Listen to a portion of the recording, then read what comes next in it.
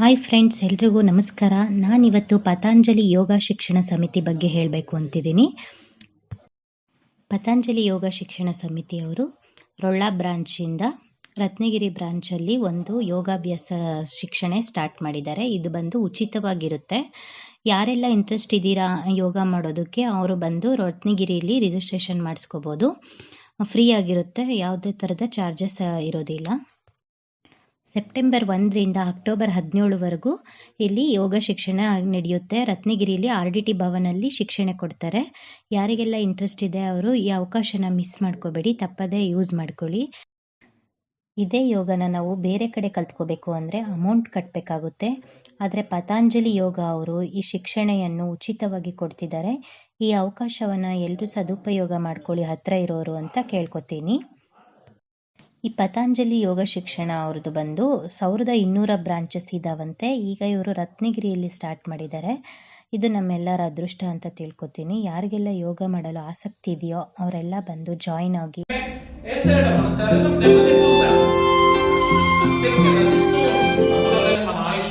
ಈಗಾದರೂ interest ಇದ್ರೆ ತಪ್ಪದೇ ಈ ಅವಕಾಶನ ಉಪಯೋಗ ಮಾಡ್ಕೊಳ್ಳಿ ಅಂತ ಕೇಳ್ಕೊತೀನಿ. ಹಾಗೆ ಈ ಇನ್ಫಾರ್ಮೇಷನ್ನ ನಿಮ್ಮ ಫ್ರೆಂಡ್ಸ್ ಆ್ಯಂಡ್ ಫ್ಯಾಮಿಲಿ ಜೊತೆ ಶೇರ್ ಮಾಡ್ಕೊಳ್ಳಿ. ರತ್ನಗಿರಿ ಹತ್ತಿರ ಇರೋರು ಇದನ್ನು ಉಪಯೋಗ ಮಾಡ್ಕೊಳ್ಳಿ. ವಿಡಿಯೋ ನೋಡಿದ್ದಕ್ಕಾಗಿ ಎಲ್ರಿಗೂ థ్యాంక్స్. సబ్స్క్రైబ్ ಮಾಡಿ, సపోర్ట్ ಮಾಡಿ. Thank you. మన వికృత రూపంలో పెరిగిపోతున్నాం. మన శరీరం యాడ ఎంత ఉండాలో అంత ఉండడం లేదు, దానికన్నా ఎక్కువగా పెరిగిపోతుంది. కూర్చొని లేయాలంటే భంగం అయిపోయింది. పొట్టలు విపరీతంగా పెరుగుతున్నాయి. శరీరంలో బయట సైడ్ కండరాలు పెరుగుతున్నాయి, తొడ కండరాలు పెరుగుతున్నాయి, కాలు కండరాలు, అన్ని ఏమి చూసినా పెరిగిపోతున్నది. దీనికి ఏమంటే మనం తీసుకునేటువంటి ఆహార పదార్థాల్లో ఉన్నటువంటి కెమికల్స్, మనం బయట మాత్రలు మింగుతున్నటువంటి కెమికల్స్ మన శరీరాన్ని అస్తవ్యస్తం చేసి శక్తిహీనంగా మారుస్తున్నాయి. అటువంటి శక్తిని పెంచుకొని ఆ అస్తవ్యస్తంగా ఉన్నటువంటి శరీర భాగాల్ని కరెక్ట్ స్థితిని తెచ్చుకోవడానికి ఏది ఉపయోగపడుతుందంటే యోగాసనాలు ఉపయోగపడతాయి. తినేది ఎంత పడితే అంత తినేదే, మీకు అవసరమే లేదు. మన అంత తింటే ఏమవుతావు? శక్తిహీనంగా తింటాం. మనం ఎంత తినాలో యోగా చేసే వాళ్ళు ఎక్కువ తినలేదు. వాళ్ళకి ఎంత కావాలో అంతే తినగలుగుతారు డైలీ అభ్యాసం చేస్తాం. మరి అటువంటి శక్తి మీకు ఇప్పుడు ఈ రోజు మీ ఇంటి దగ్గరికి, మీ ఊర్లోకి మరి దీన్ని సద్వినియోగం చేసుకోవాలా వద్దా? చేసుకుంటే మనం మంచి పొందుతాం. చేసుకోలేదంటే మిమ్మల్ని ఎవరేమి ఇబ్బంది పెట్టే పనిలే. మీ కష్టాలు బాధలు మీరు అట్లే పడుతూ ఉంటారు.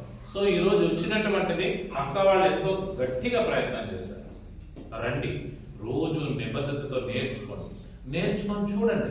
మీకు ఒక 15-20 రోజులకి, కొన్ని సంవత్సరాల నుంచి ఉన్నటువంటి ఇబ్బందులు 15-20 రోజులకే మీకు ఏమవుతాయి? ఏ పని అయినా కొత్తది నేర్చుకునే తర్వాత కష్టం ఉంటుందా, సులభం ఉంటుందా? కొద్ది కష్టమే ఉంటుంది. కానీ కష్టపడకపోకుండా ఏదైనా ఫలితం దొరుకుతుందా? ఏది దొరకదు.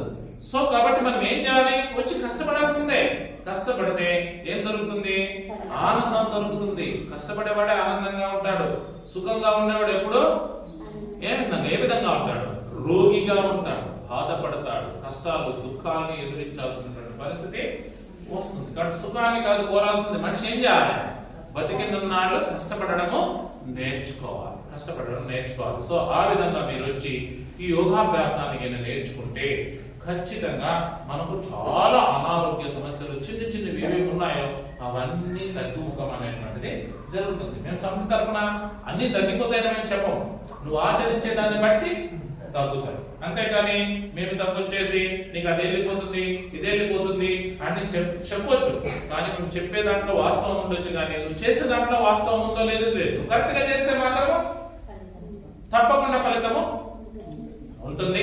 కాబట్టి అటువంటిది వచ్చారు. ఇటువంటి వాళ్ళు ఉండేవారు, బీపీ ఉండేవాళ్ళు ఉన్నారు, షుగర్ ఉండేటువంటి వాళ్ళు ఉన్నారు, అనేకమైనటువంటి నొప్పులు ఉండేటువంటి వాళ్ళు, మోకాళ్ళ నొప్పులంట, నడుము నొప్పంట, భుజాల నొప్పులంట, కండరాల నొప్పులంట, లోపల సరిగ్గా జీర్ణం కాకుండా కడుపు నొప్పి ఉండేవాళ్ళు, అసిడిటీ ఉండేవాళ్ళు, మలబద్ధకం వచ్చేసి కాన్స్టిపేషన్ వచ్చి టాయిలెట్ సరిగ్గా రాకపోకుండా ఉండేవాళ్ళు ఉన్నారు, మళ్ళీ ముక్కు నీళ్లు కారే వాళ్ళు ఉన్నారు, ఉపవాసం ఆయాసం ఉండేటువంటి వాళ్ళు ఉన్నారు. ఇటువంటివన్నీ కూడా ఏమైపోతాయంటే నెమ్మదిగా తగ్గుతూ వస్తూ ఉంటుంది. సో అటువంటి దాన్ని మీరు రోజు రండి, నేర్చుకునే ప్రయత్నము చేయండి. ఎవ్వరూ ఇక్కడ బాధపడాల్సిన అవసరం లేదు. అక్క వాళ్ళు బాగా నెమ్మదిగా మీకు నేర్పించడం చేయడానికి అవకాశం ఉంది.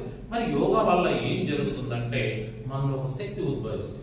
ఎట్లా ఎప్పుడు ఉద్భవిస్తుంది చెప్తాము. ఒక్కసారి విషయాన్ని తెలుసుకొని చూస్తారు. మన శరీరంలో భాగం ఇప్పుడు ఈ ఏలు ఏమైపోయింది, ఈ ఏలు ఉంది. ఇప్పుడు దీన్ని ఏం చేస్తున్నా నేను ప్రెస్ చేస్తున్నాను కదా. ఈ ప్రెస్ చేసినప్పుడు నేనేం చేయాలి, ఈ తనగా ప్రెస్ చేసినప్పుడు నా మనసు ఎక్కడో ఉండకూడదు. ఈ మనసు ఎక్కడ ఉండాలి, మనం ఎక్కడ కదిలిస్తున్నామో అక్కడే శ్రద్ధ పెట్టి గమనించాలి. తర్వాత శ్వాస జోడించాలి. ఇట్లా వదిలినప్పుడు శ్వాస వదిలేయాలి, ఇట్లా వచ్చినప్పుడు శ్వాస తీసుకోవాలి. ఈ మూడు కూడా మన దగ్గర కరెక్ట్ గా ఒకే ఏకాగ్రతలో ఉంటే ఎట్లా రోగమైనా కానీ తగ్గిపోతుంది. అందుకే ఋషులు మహర్షులు అంతా కూడా ఏం చేశారంటే పెద్ద పెద్ద క్యాన్సర్ రోగాలు అప్పుడు మందులు లేకపోకున్నప్పుడు కూడా దాన్ని జయించడం యోగాభ్యాసం ద్వారా సాధ్యము అయింది. కాబట్టి మన శరీరంలో ఏవి ఒక స్థితిలో ఉంచాల్సినవి, శరీరము, మనసు, శ్వాస. బాగా గుర్తుపెట్టుకోండి. ఏంటంటే శరీరము, మనసు, శ్వాస. ఇవి మూడు ఐక్యమైతే అదే నీకు యోగం. యోగం అంటే ఏమి, అన్ని కలిసి రావడం. ఈ మూడు నీకు కలిసి ఉంటే నువ్వు ఏమైనా సాధించగలవు. ఏది సాధించలేనిది ఏది లేదు. ఆరోగ్యం కావచ్చు, ఆయుష్ కావచ్చు, డబ్బును కావచ్చు, హోదాను కావచ్చు, జ్ఞానమైన కావచ్చు, ఏదైనా నువ్వు సిద్ధించగలిగిన శక్తి ఈ మూడు కలిసినప్పుడు మాత్రమే జరుగుతుంది. దీన్నే ఏమంటారంటే యోగము అంటారు. కాబట్టి అవి సాధించుకోవడానికి కోసం ఇక్కడికి మనం వచ్చి నేర్చుకొని ప్రాక్టీస్ చేసినారంటే అద్భుతంగా ఈ ఫలితాలు అనేటువంటిది పొందుతారనేటువంటి విషయాన్ని తెలియజేస్తూ మరి ఈ అవకాశం ఇచ్చినటువంటి సమితికి, ఇంత జ్ఞానం ఇచ్చినటువంటి సమితికి ఎప్పుడు నా శిరసా వహించి సాష్టాంగ నమస్కారాలు తెలియజేసుకుంటూ హరి ఓం తెలియజేస్తున్నాం. మనం సాయంత్రం యోగాభ్యాసం చేయాలంటే ఫస్ట్ మీరు చేయాల్సింది అంటే మధ్యాహ్నం తొందరగా 12:30 లోపలే భోజనం చేయాలి. అధికంగా భోజనం చేయకూడదు.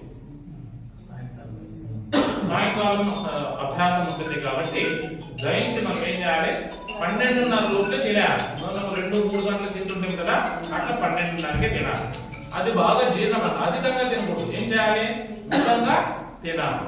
తిని ఇక్కడికి 12:30కి వచ్చేటప్పుడు సాయంత్రం 5:30కి ఇంకా ఒక 5 నిమిషాలు ముందుగా రావాలి.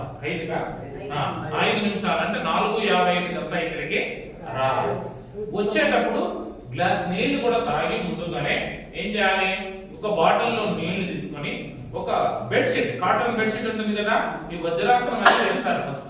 అప్పుడు వేసినప్పుడు నొప్పి వచ్చేదానికి ఉంటుంది. కాబట్టి బాగా మెత్తగా కాటన్ బెడ్షీట్ ఉండేది కాదు, జారకూడదు. జారుకోకుండా